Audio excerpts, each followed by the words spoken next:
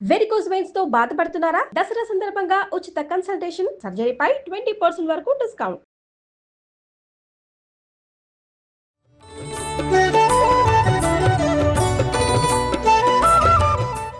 నమస్తే రమ్మగారు. నమస్తే జయ. దసరా నవరాత్రి స్పెషల్ నైవేద్యాలు చేస్తా ఉన్నాం మనం. నాకు వంటకాలే వస్తుంది రమ్మగారు. వంటలు చేసి చేసి చేసి మన ఇద్దరు నైవేద్యం చేస్తా ఉన్నాం. మరి ఈ రోజు ఏం చూపిస్తున్నామండి? శాఖ అన్నం చేద్దాం. శాఖ అన్నం అంటే శాఖములు అంటే కూరలు రకరకాల కూరగాయలు వేసి ఉండేది. ఇది ప్రత్యేకంగా అన్నపూర్ణాదేవికి కానీ కాళరాత్రికి కానీ అంటే మహిషాసుర మర్దిని ఆ రోజు 9వ రోజు మహర్నవమి నాడు కానీ లేకపోతే అన్నపూర్ణాదేవికి 4వ రోజు అట్లా అలాగే అమ్మవారికి కూడా మొత్తం అన్ని కూరగాయలతో అలంకారం చేస్తారు. అన్నపూర్ణప్పుడు అలా చేయొచ్చు. అంటే మనం ఏమన్నా శాకంబరిగా మనం అలంకరించవచ్చు అమ్మవారిని. మన పద్ధతి ప్రకారం చేసుకోవచ్చు. ఈ శాఖ అన్నాన్ని ఈ రోజున కానీ ఆ రోజున కానీ పెట్టుకోవచ్చు. దీన్ని ఏంటంటే ఒట్టి కూరలతోటి ఇది వరకు తీగూర అని చేసేవాళ్ళు. తీగూర అంటే ఇది ఎప్పుడు చేస్తాము? సంక్రాంతి రోజుల్లో గుమ్మడికాయ అన్నీ కలిపి కలగూర తీయగూర అలా చెప్పేవాళ్ళు. మనం కూరగాయల పులుసులో ఎక్కువగా అక్కడ దప్పలం కొంచెం చిక్కగా ఉండేలాగా అలా చేసేవాళ్ళం. దీన్ని అన్నంతో కలిపి శాఖములే అన్నంలో వేసేది. ఇప్పుడు సార్ట్ ఆఫ్ బిర్యానీ అనుకుందాం. కానీ మసాలాలు ఉల్లిపాయలు వెల్లుల్లిపాయలు ఏమీ లేకుండా చింతపండు పులుసుతోటి మనం సాంబార్ అన్నంలాగా చేసి నివేదన చేయొచ్చు. ఇదేంటంటే మంచి బలవర్ధకమైన ఆహారంగా చెప్తారు. బోల్డని కూరలు పప్పు అన్నీ పడతాయి. తర్వాత ఇందులో రకరకాల గింజలు వేసుకోవచ్చు. చక్కగా నెయ్యి తాలింపు వేస్తాం. నెయ్యి వేసి అమ్మవారికి నివేదన చేసుకోవచ్చు. కుక్కర్ పెట్టుకోవటము, కొద్దిగా ఒక చారెడు నీళ్ళు పోసి ముందు కూర ముక్కలన్నీ అందులో ట్రాన్స్ఫర్ చేయటము. తర్వాత ఏమో మనం బియ్యము పప్పు కడిగి పెట్టుకున్నాముగా, బియ్యము పప్పు ఈ పల్లీలు ఒకవేళ ఉడికిన బఠానీలో పచ్చి బఠానీయో నానబెట్టినవి ఏమైనా ఉంటే అవి మొత్తం ఇందులో ట్రాన్స్ఫర్ చేయటం. దాంతోపాటు మనం ఏం చేస్తాం, కడిగి పెట్టిన బియ్యం పప్పు వేసేసి చింతపండు పులుసు చక్కగా పిసికేసి మనం ఎన్ని గ్లాసులు పోస్తాం? 4.5 కనీసం పోసుకోవాలి కదా. బియ్యానికి 4.5 నీళ్ళు పోసేసి ఉప్పు సాంబార్ పొడి అంత కరివేపాకు వేసేసి కుక్కర్ మూత పెట్టి 3 లేదా 4 విజిల్స్ రప్పిస్తే సరిపోతుంది. మన కుక్కర్ అంటే వచ్చేస్తుంది అనుకో 4, లేదు కొంచెం స్లో కుక్కర్ పాత పడింది అనుకోండి 2.5 విజిల్స్. 3వ విజిల్ రాగానే టక్కిని కట్టేయండి. చల్లారాక మూత తీసి చక్కగా నెయ్యి వేసి అంత పోపు కనుక పైన పెట్టేసి అంత కొత్తిమీర వేస్తే కదంబ సాదం రెడీగా ఉంటుంది. దీన్ని కదంబం అంటాం ఎందుకంటే మల్టిపుల్ కూరలు పడతాయి కాబట్టి. పులుసు అన్నం అనుకోండి, శాఖ అన్నం అనుకోండి, సాంబార్ అన్నం అని మీరు అన్న కదంబం చాలా బాగుంది, ట్రెడిషనల్ గా అనిపిస్తుంది. కదంబం సాంబార్ అన్నము అంటే అదేదో దీనిలాగా ఉంది కదా. కదంబం అనగానే అమ్మవారికి కదంబ సాదాన్ని మనం నివేదన చేస్తాం. సూపర్ అమ్మగారు, స్టార్ట్ చేసేద్దాం. కొద్దిగా ఒక చిన్న గ్లాస్ నీళ్ళు పోయండి. ఒక చిటికెడు పసుపు వేద్దాం. ఓకే, మనం తరిగి పెట్టుకున్నాం రకరకాల కూరగాయలు. నేనేం చేస్తానంటే ఇది పొయ్యి మీద పడేసి ఒకటి తరిగి వేసేస్తానమాట. ముందు మనం ఏర్పాటుగా చేసాం కాబట్టి ఇన్ని తరిగి పెట్టుకున్నాం. కొంచెం కాగనిస్తారా? ఏం అక్కర్లా, వేసేసుకోవచ్చు. నేను చూడండి బీన్స్ వేస్తున్నాను. ఏవైనా అన్ని ఇన్ని చాలండి, ఎక్కువ ఏం అక్కర్లేదు. 2 బెండకాయలు కూడా ఇందులోనే ఉన్నాయి. తర్వాత బెండకాయలు 2 ఉన్నాయి. ఎక్కువ జిగురు వస్తుంది, అంత కాకుండా ఊరికే 2 రుచి కోసం వేసుకోవాలంతే. చిక్కుడుకాయలు ఉన్నాయి. తర్వాత ఒక సొరకాయ ముక్కలు కాసినాయి. ఒక క్యారెట్, బీట్రూట్ వేస్తే రంగు మారుతుంది, వేయబోకండి. తర్వాత ఇదిగో చిలకడ దుంపలు, ఇవేమో ఆలుగడ్డలు, తర్వాత చిలకడ దుంప ముక్కలు, ఇవి చామదుంపలు.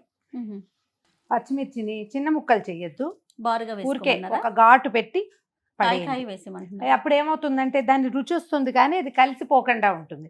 మనం నివేదన చేసిన తర్వాత వడ్డం చేసేటప్పుడు కాయ కనపడుతుంది చూడండి, ఇట్లా కనిపిస్తుంది కదా. అవును. ఒక టమాటా వేస్తున్నాను. ఓకే, ఇప్పుడు ఏం చేస్తున్నానంటే ఇక బియ్యము కందిపప్పు కడిగాను కదా, అది వేసేస్తుంది. ఎక్కువ బియ్యం చాలా ఏం చేయక్కర్లేదు జయ. ఒక చిన్న కప్పు వేసినా కూడా బోల్డ్ అయిపోతుంది. అవును, కూరగాయలన్నీ ఉన్నాయి కదండి, చాలా ఉన్నాయి కదా. ఉప్పు వేస్తే పప్పు ఉడకదు అలాంటి అనుమానాలు పడకండి, చక్కగా ఉడికిపోతుంది. ఇది కుక్కర్ కదా, పులుసు పొడి ఏది ఉంటే అది. ఓకే, ఇవి 1కి 4 లేదా 4.5 కొలత పెట్టుకున్నాం కదా. అవునండి. ఈ పులుసు నీళ్లు పోసేద్దాం. చింతపండు పులుసు కొంచెం పలచగా తీసి పెట్టుకోవాలి అంతే. ఓకే, పల్లీలు నానబెట్టి పెట్టాను, కొన్ని నానబెట్టిన పల్లీలు వేసుకోండి. ఓకే, ఒకసారి గరిటె పెట్టి కదిపేసి పైకి కిందికి.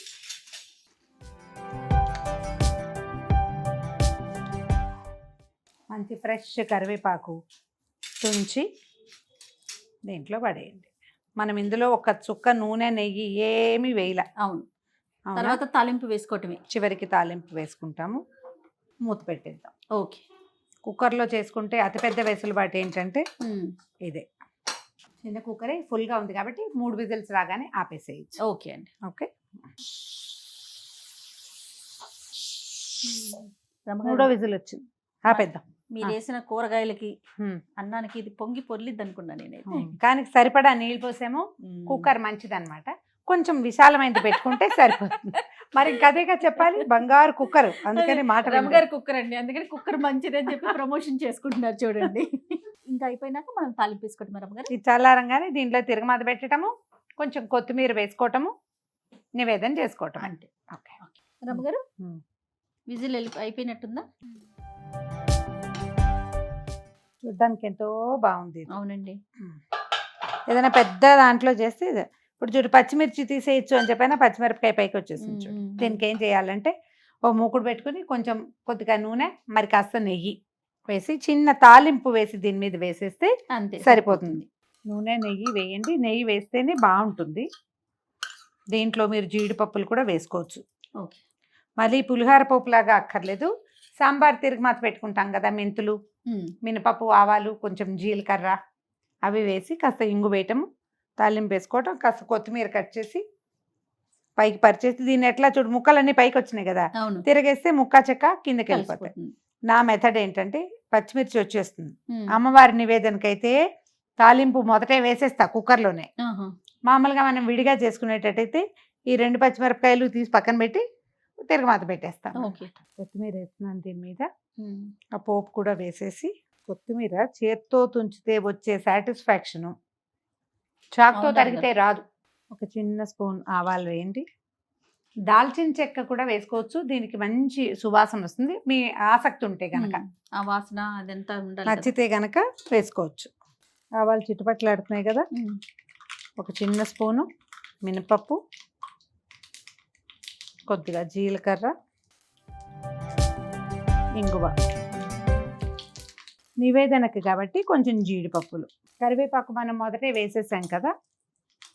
మీకు తాలింపులో వాసన ఇష్టం మీకు అంటే అంటే జయ యొక్క ఫర్మాయిష్తో వేస్తున్నాను, ముందు వేసేసాను, అలా అనాలన్నమాట.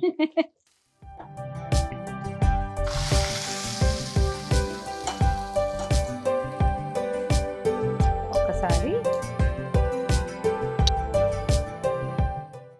కలిపేసి ఇది లోపలికి, పోపు వాసన పోకుండా. చూసావా లూజ్గా కనపడుతుందా? అవునండి.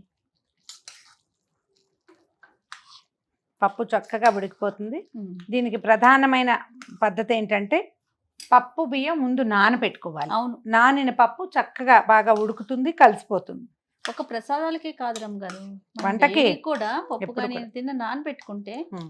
అంటే ఒక మెథడ్ కూడా ఉంది జయ. ఆరోగ్య రహస్యం ఏంటంటే కందిపప్పు వీటికి ఆ పైన ఒక రకమైన పొట్టు ఉంటుంది, దానివల్ల చాలా మందికి గ్యాస్ ఫామ్ అవుతుంది. అదే అసలు కొంతమంది డాక్టర్లు ఆయుర్వేద వైద్యులు అయితే రాత్రి నిద్రపోయేటప్పుడు నానబెట్టుకుని పొద్దున వండుకోండి అంటారు. కనీసం 5-7 అవర్స్ కనుక నానితే పప్పు ఉడకటం ఉండదు, మనకి గ్యాస్ ప్రాబ్లం ఉండదు, గ్యాస్ వేస్ట్ కూడా కాదు. వేరే పాత్రలో పెట్టేసి అమ్మవారికి నివేదన పెట్టించేద్దామా? అట్లానేనండి. కూర ముక్కలన్నీ ఎంత మృదువుగా కనపడుతున్నాయి చూసావా? అవును. కుక్కర్ అవ్వటం వల్ల మనకి ఇంత బియ్యం వేశారు చూడండి, ఎంత అయిందో. ఒక చిన్న కప్పు బియ్యం. అవును. ఇది వడ్డించేటప్పుడు కూడా నివేదనకి మనం నెయ్యి వేస్తాం కొద్దిగా. నెయ్యి వేసుకుని తింటేనే ఇది ఎక్కువ బాగుంటుంది. అదే